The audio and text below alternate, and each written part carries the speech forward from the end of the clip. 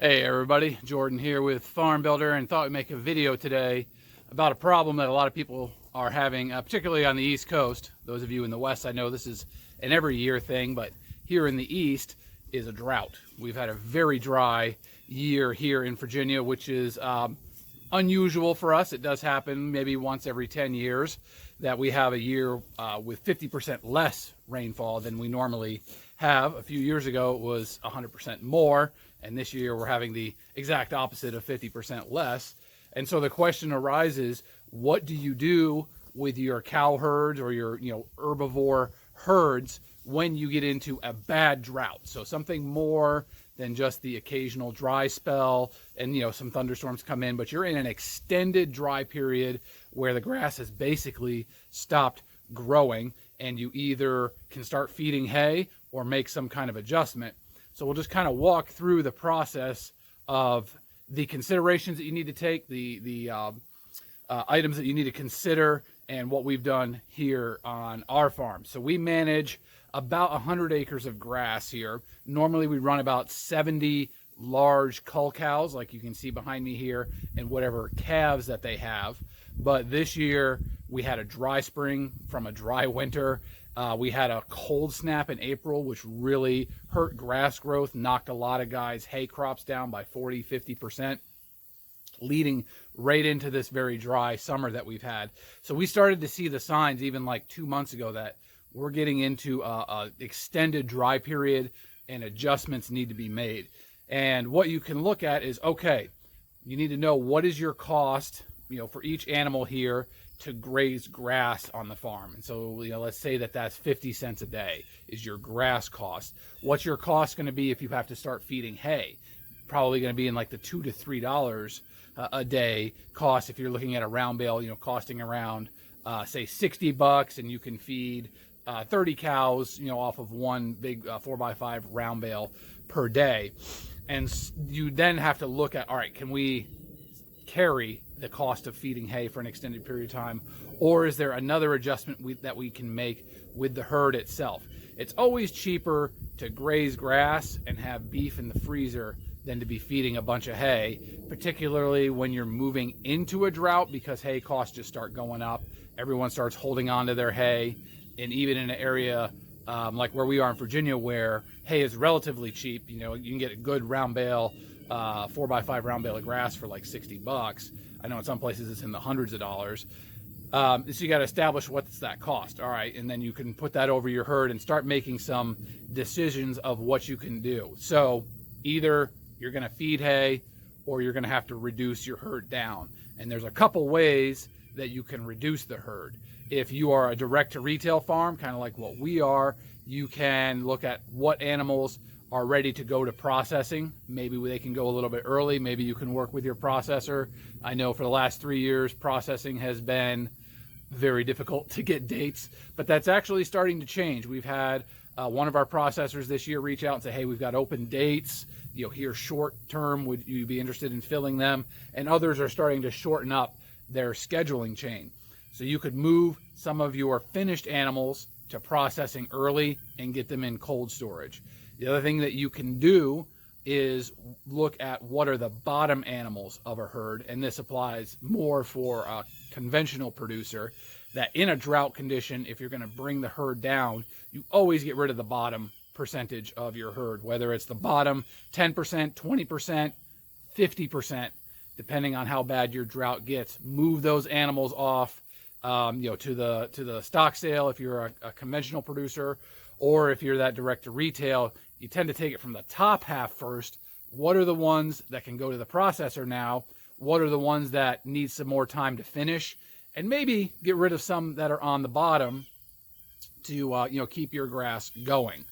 What you do, how you start making these decisions, is knowing what your cost of keep is per day. So how much is your grass going to cost you per animal unit? How much is the hay going to cost you? You can run that calculation out. You go out and do an audit of the grass you have. And audits are easier to do once you've been running on a farm for a period of time that you just know, all right, this paddock with this much grass usually gives us 2 days, this one 3 days, this one 1 day, and you can project out how many days you've got. All right, so we've got 30 days of grass left. We've got 70, 80 days of grass left. You know, if it doesn't rain before we have to feed hay, then you can start looking at, all right, well, if we were to reduce the herd by 25%, that would boost, you know, the days that we have for grass by 25% and kind of push us a little bit further into maybe getting those fall rains going. Also, if you're running calves, you could consider selling calves younger. So, you know, a mama cow, kind of like these ones here, if she is nursing a calf, she's eating, you know, 1.5 to even 2 times the amount that she would eat if she was not nursing. So that's another way that you can reduce your stock load on the pasture, is by moving calves off early. If you got to move them at 350 pounds, 400, 450 pounds, just moving them on out and drying up your cows to preserve your forage. So I'll tell you what we did in the situation that we're in.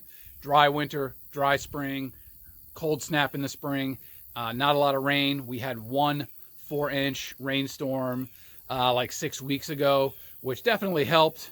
You know, it's kind of saved us there that we got a little regrowth of grass, but most of it runs off when you get 4 inches in a night. So we kind of had to make the decision, all right, what are we going to do with our cow herd? Now, because we're direct to retail, what we decided to do was, all right, we're going to see if our beef schedule can move up with the processor. And fortunately, they were able to accommodate us. So we moved about 25% of the herd to processing and got rid of them.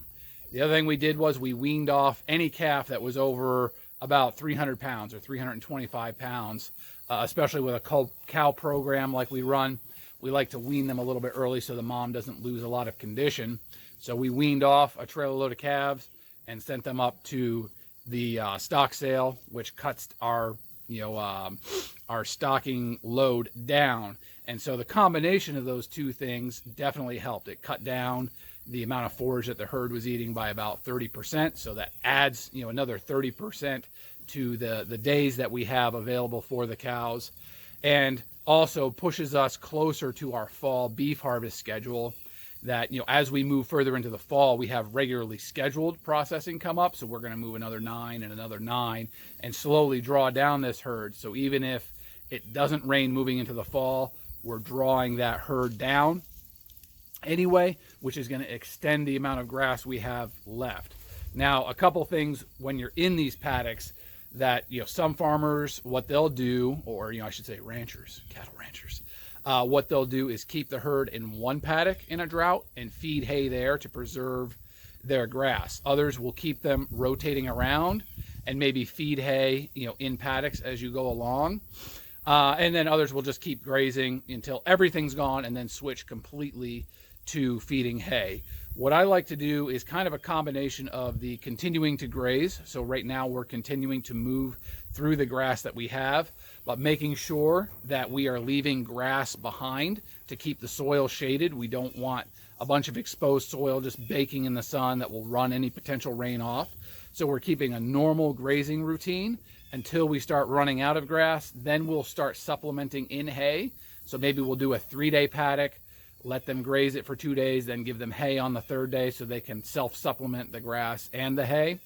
And then if it becomes so dry that we're completely out of grass, we'll probably switch all over to hay, because we already have gotten rid of some of the top end of the herd. A few from the bottom end we actually moved with the calves as well. So what we have left is stuff that we definitely want to put in the freezer.